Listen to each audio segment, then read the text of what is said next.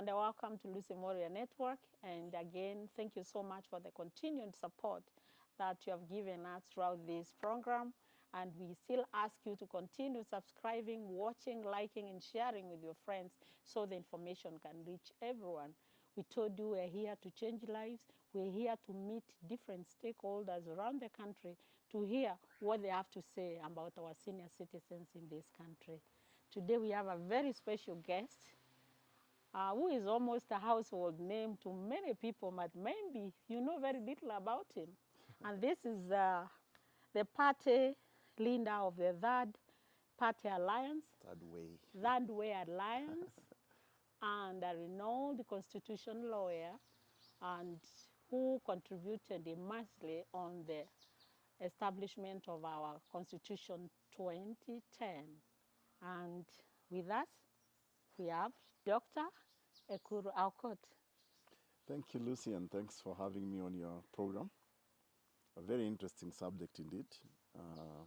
It's very important. I think something that actually closer to my heart based on my upbringing, where I come from, and the contribution, of course, my parents made towards who I am today. So thank you for giving me the opportunity to have this interview with you. I know you are a very busy person, but thanks for getting the time. Now, Dr. Ekuru, I would like you, because of many Kenyans who do not know who you are. You just said because of your grandparents, who is Ekuru Aukot? We know you in Nairobi. We don't know your background. Who is Ekuru Aukot? Yeah, so yes, like my name say, I'm Ekuru Aukot. I'm from Turkana, Kapedo, to be more specific, of Turkana descent. I like to call myself a son of a nomad because that's where I come from. Pastoralist as well. I'm a lawyer by profession. Of course, I'm a family person as well, married, 2 daughters. And yeah, I practice law.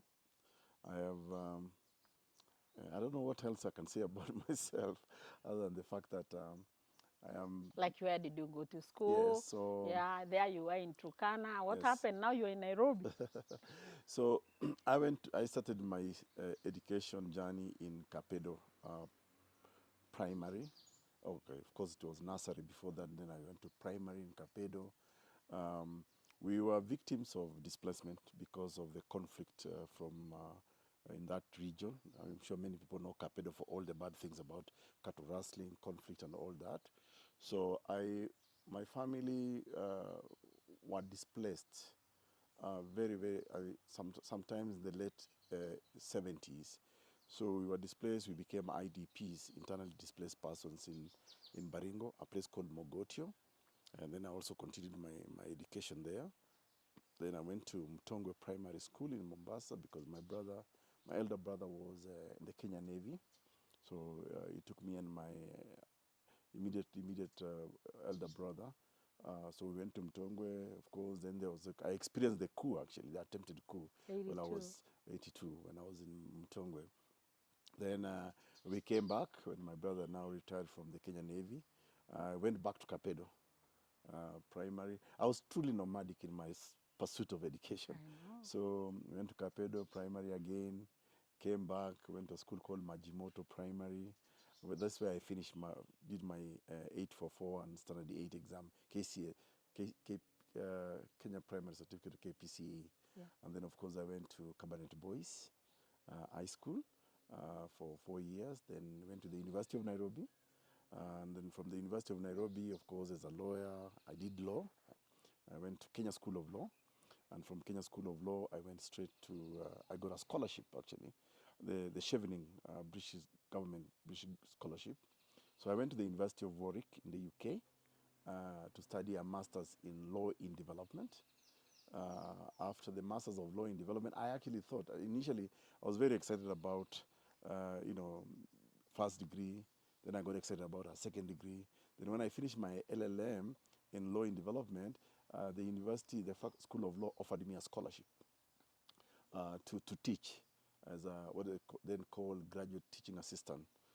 So I entered into that program, but the condition was that you have to do a PhD at the same time. So that's when I started my PhD in the summer of 2000. So it was like a audition. It was, yes, it was both a training as a law lecturer, Yeah. but also a training studying for a PhD. So I did that.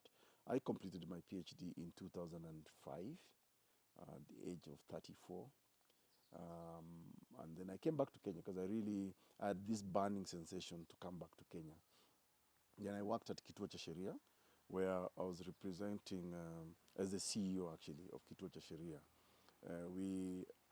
We are an NGO, but more of a legal NGO that was representing the poor, the indigent, the vulnerable. The Kituo cha Sheria. Yeah, the Kituo cha Sheria.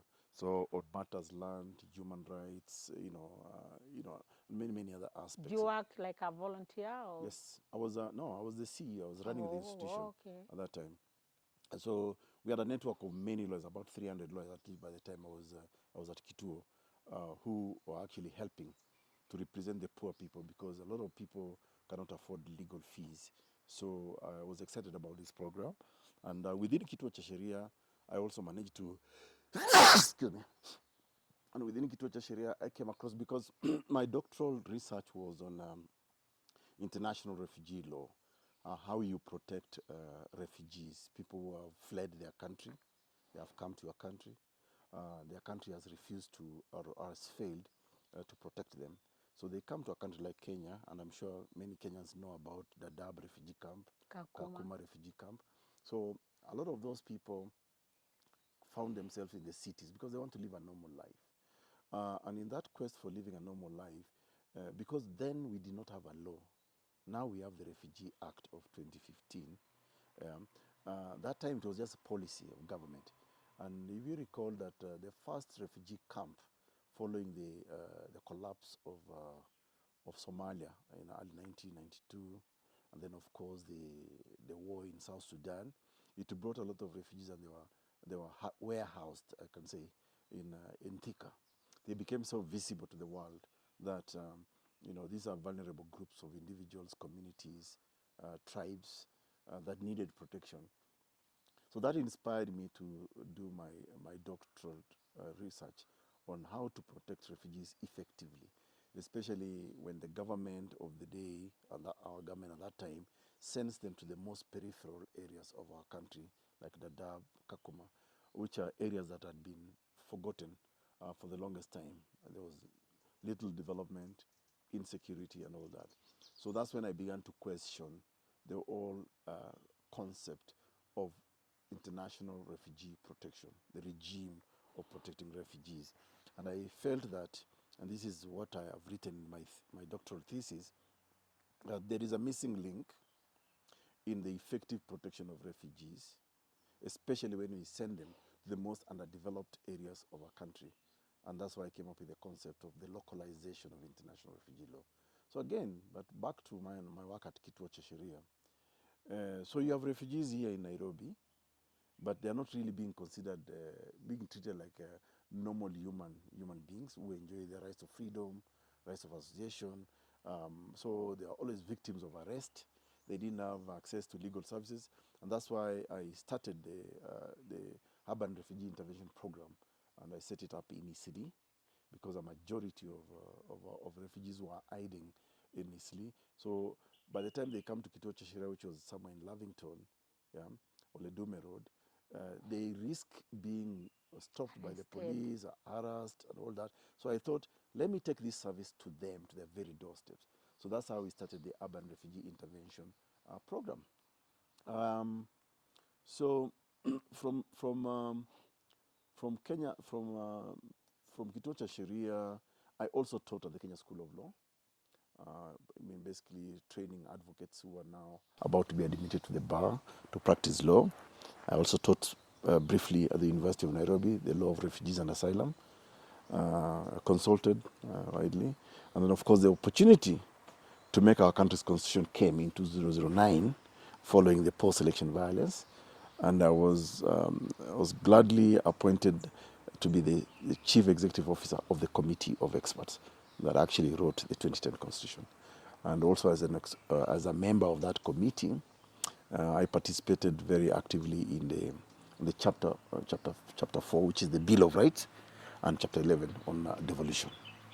Over and above, of course, managing the whole process to succession. And I think very lucky to have participated in putting together the will of our people in a document we call the Constitution, which is the highest law in the land. Wow. Thank you for so much. We all know you, especially myself, I know you along the corridors of the 2010 Constitution. And as our hashtag says, whoever we are with here, any stakeholder, tunasema sote tuwajibike tutunze Wakongo.